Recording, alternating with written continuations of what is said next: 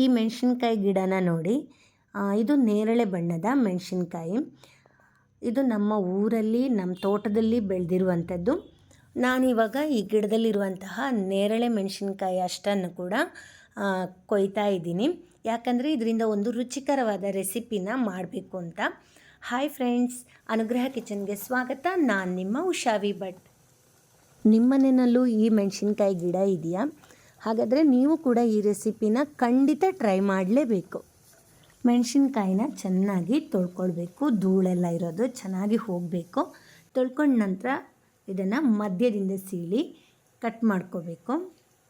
ಸಾಮಾನ್ಯವಾಗಿ ಮೆಣಸಿನ್ಕಾಯಿ ತುಂಬ ಖಾರ ಇರುತ್ತೆ, ಘಾಟು ಅಂತೀವಲ್ಲ ಆ ಘಾಟ್ ಇರುತ್ತೆ. ಆದರೆ ಈ ಮೆಣಸಿನ್ಕಾಯಿನಲ್ಲಿ ಅಷ್ಟು ಖಾರ ಇರಲ್ಲ, ತುಂಬ ರುಚಿಯಾಗಿರುತ್ತೆ.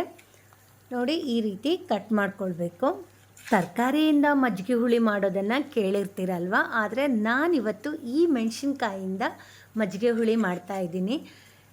ತುಂಬಾ ಚೆನ್ನಾಗಿರುತ್ತೆ. ವಿಡಿಯೋನ ಸ್ಕಿಪ್ ಮಾಡದೆ ಪೂರ್ತಿಯಾಗಿ ನೋಡಿ.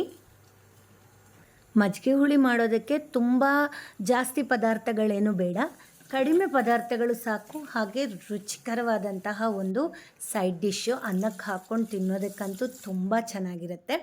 ಕಟ್ ಮಾಡಿದ ಮೆಣಸಿನ್ಕಾಯಿನ ಒಂದು ಪಾತ್ರೆಗೆ ಹಾಕಿ ಅದಕ್ಕೆ 1 ಲೋಟ ನೀರು ಹಾಕಿ ಒಂದು ಸ್ವಲ್ಪ ಉಪ್ಪು ಹಾಕಿ ಬೇಯೋದಕ್ಕಿಡಬೇಕು. ಮೆಣಸು ಬೇಯೋದಕ್ಕೆ ತುಂಬ ಹೊತ್ತು ಬೇಕಾಗಲ್ಲ, ಒಂದು 3 ಮಿನಿಟ್ಸಲ್ಲೇ ಅದು ಬೆಂದಿರುತ್ತೆ.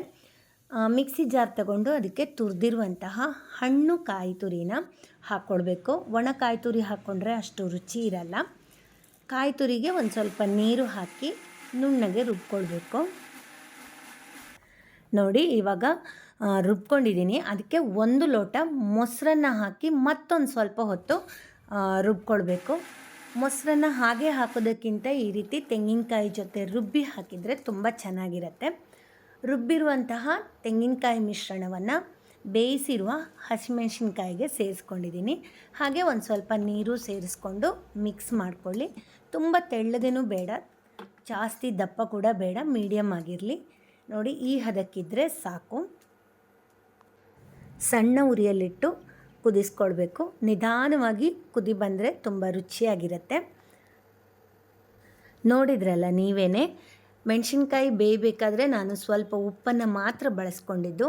ಹಾಗೆ ರುಬ್ಬಬೇಕಾದ್ರೂ ಕೂಡ ಅಷ್ಟೇ, ಕೇವಲ ತೆಂಗಿನಕಾಯಿನ ರುಬ್ಕೊಂಡಿದ್ದೀನಿ, ಒಂದು ಸ್ವಲ್ಪ ಮೊಸರು ಸೇರಿಸ್ಕೊಂಡು ಅಷ್ಟೇ. ಇವಾಗ ಇದಕ್ಕೆ ಒಗ್ಗರಣೆ ರೆಡಿ ಮಾಡ್ಕೊಳ್ಳೋಣ. 1 ಚಮಚ ತುಪ್ಪ ಹಾಕ್ಕೊಂಡು ಅದಕ್ಕೊಂದು ಸ್ವಲ್ಪ ಮೆಂತ್ಯ ಹಾಗೆ ಸಾಸಿವೆ ಹಾಕ್ಕೊಳ್ಬೇಕು. ಸಾಸಿವೆ ಚಟಪಟ ಹೇಳ್ತಿದ್ದ ಹಾಗೆ ಒಂದು ಒಣಮೆಣಸಿನ್ಕಾಯಿ, ಒಂದು ಸ್ವಲ್ಪ ಕರಿಬೇವು ಹಾಕಿ ಮಿಕ್ಸ್ ಮಾಡಿಕೊಂಡ್ರೆ ಒಗ್ಗರಣೆ ರೆಡಿ. ಇವಾಗ ಇದನ್ನು ಮಜ್ಜಿಗೆ ಹುಳಿಗೆ ಹಾಕ್ಕೊಳ್ಳೋಣ. ನೋಡಿ, ಹಾಗೆ ಮಜ್ಜಿಗೆ ಹುಳಿ ಕೂಡ ಚೆನ್ನಾಗಿ ಕುದೀತಾ ಇದೆ. ಇದಕ್ಕೆ ಒಗ್ಗರಣೆನ ಸೇರಿಸ್ಕೊಂಡು ಒಂದು ಸಲ ಮಿಕ್ಸ್ ಮಾಡಿಕೊಂಡ್ರೆ ರುಚಿಯಾಗಿರುವಂತಹ ಮಜ್ಜಿಗೆ ಹುಳಿ ರೆಡಿ. ಬಿಸಿ ಬಿಸಿ ಅನ್ನದ ಮೇಲೆ ಹಾಕ್ಕೊಂಡು ತಿನ್ನೋದಕ್ಕಂತೂ ತುಂಬಾ ರುಚಿಯಾಗಿರುತ್ತೆ. ಮಧ್ಯೆ ಮಧ್ಯೆ ಆ ಮೆಣಸಿನ್ಕಾಯಿನ ಕಚ್ಕೊಂಡು ತಿನ್ನೋದಕ್ಕೂ ಕೂಡ ತುಂಬ ಮಜವಾಗಿರುತ್ತೆ. ನಿಮ್ಮನೆಯಲ್ಲೂ ಈ ನೇರಳೆ ಬಣ್ಣದ ಮೆಣಸಿನ್ಕಾಯಿ ಇದ್ದರೆ ಒಂದು ಸಲ ನೀವು ಕೂಡ ಈ ಮಜ್ಜಿಗೆ ಹುಳಿನ ಟ್ರೈ ಮಾಡಿ. ತುಂಬ ಸುಲಭವಾಗಿ ಬೇಗನೆ ರೆಡಿ ಮಾಡ್ಕೊಳ್ಬೋದು.